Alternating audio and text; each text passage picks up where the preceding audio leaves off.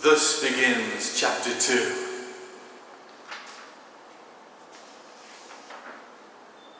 Of the teacher, even if they be young, illiterate, or addicted to the enjoyment of sense objects, even if they be servant or a householder, none of these should be considered.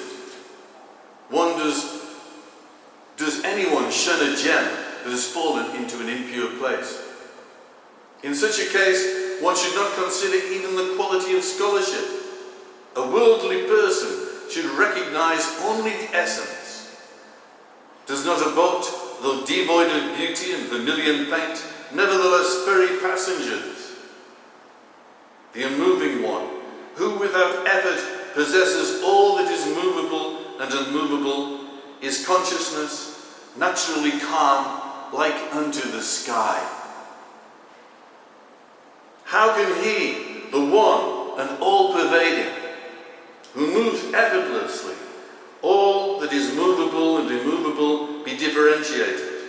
To me, he is non-dual.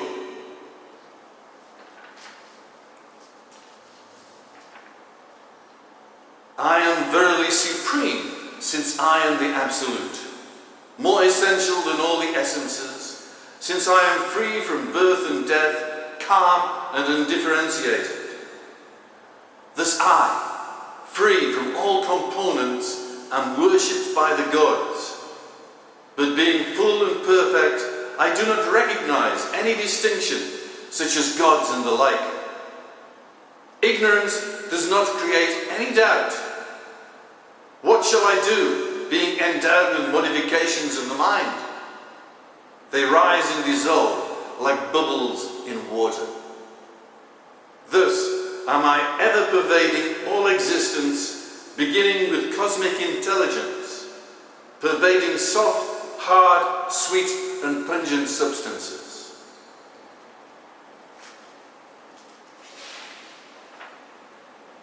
As pungency, coldness or softness is non-differentiated from water, so Prakriti is non-different from Purusha. Thus it appears to me. The Lord of the universe is devoid of all names. He is subtler than subtlest. Supreme, he is spotless, beyond the senses, mind and intellect. Where there is such a natural being, how can there be an I? How can there be even you? How can there be even the world? That which has been described as being like ether is indeed like ether. That is consciousness, blameless, omniscient and perfect.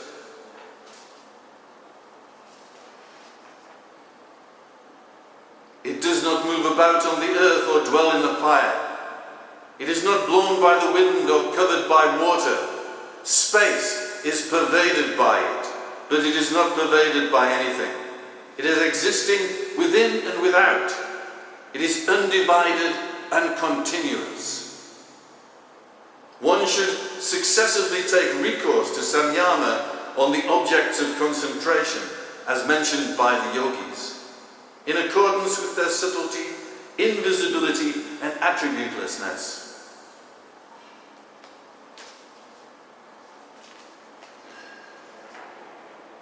When, through constant practice of one's samyama, has no energy blockage to remove, then, being divested of merits and demerits, one attains the state of complete dissolution in the Absolute, through the transmutation of the blockage object of concentration, but not before then.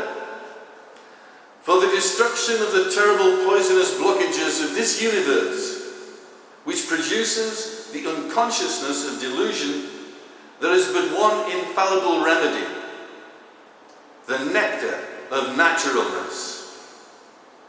That which has form is visible to the eye, whilst the formless is perceived mentally. That, being beyond existence and non-existence, is called beyond both. The eternal existence is the universe. The inner existence is called Prakriti. One should try to know that which is more interior than the inner existence, that which is like water within the kernel of a coconut.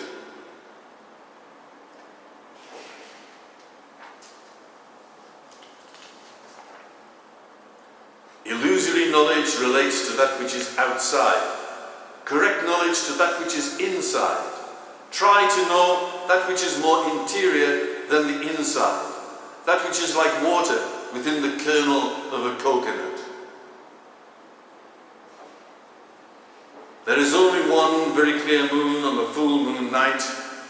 One should perceive that, like the moon, seeing duality is pervasive.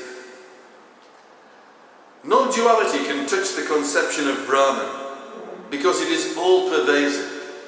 The wise who teach this acquire boundless patience, and their disciples can never be too thankful to them.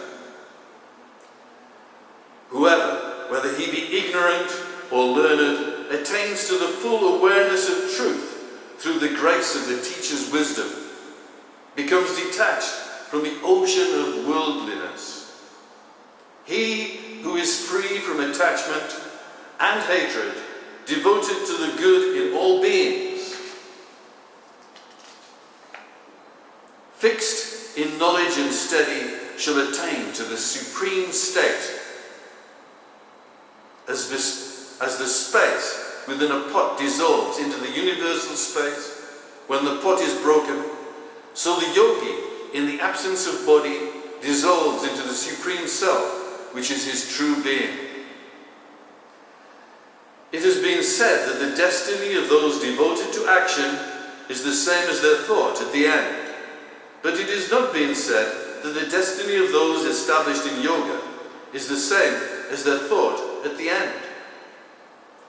One may express the destiny of those devoted to action with the organ of speech, but the destiny of the yogis can never be expressed because it is transcendental.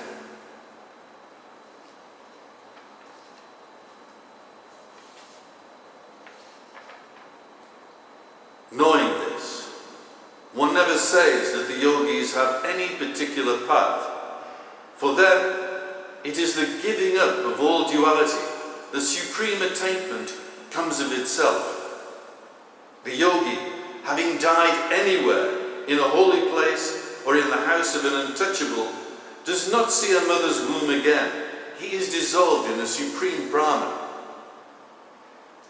He who has seen his true self, which is innate, unborn, incomprehensible, does not, if anything desired happens to him, become tainted. Being free from taint, stainless, he never performs any action. The man of self-restraint, or the ascetic therefore, is never bound.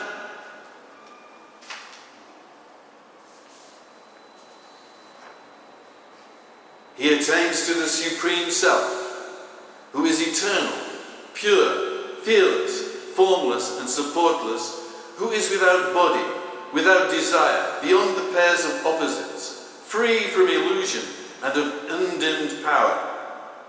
He attains to the Supreme Eternal Self, in whom exists no Veda, no initiation, no tonsure, no teacher, no disciple, no perfection of symbolic figures, no hand posture, or anything else. He attains to the Supreme Eternal Self, in whom is neither Sambhavi, nor Shakti, nor Anavi initiation. Neither a sphere, nor an image, nor a foot, nor anything else. Neither beginning nor ending, nor a jar, etc.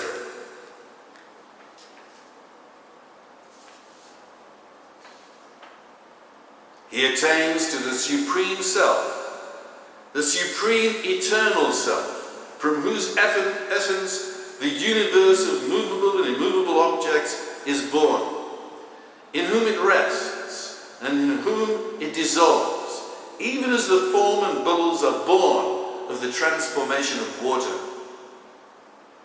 He attains to the supreme self, the supreme eternal self, in whom there is no closing of nostril, no gazing, no posture, and in whom is neither knowledge nor ignorance, nor any nerve current.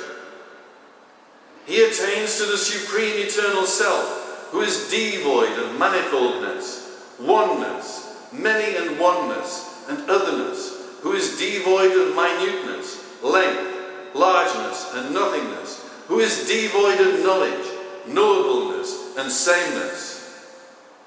He attains to the supreme self, whether he has perfect self-control or not, whether he has withdrawn his senses well or not, whether he has gone beyond,